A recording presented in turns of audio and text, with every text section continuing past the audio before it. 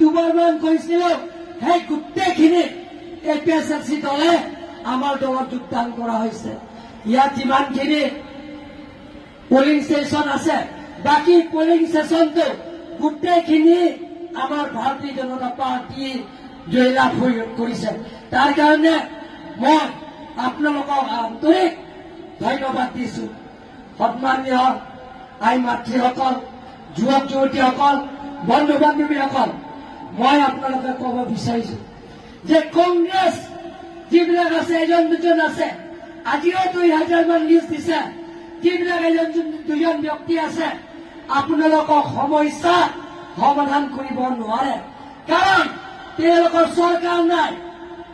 দিল্লীতো আপোনালোকে দেখিছে, পৃথিৱীৰ ভিতৰত জনপ্ৰিয় প্ৰধানমন্ত্ৰী নৰেন্দ্ৰ মোদী ডাঙৰীয়া নেতৃত্বত আমাৰ ভাৰতীয় জনতা পাৰ্টিৰ চৰকাৰ।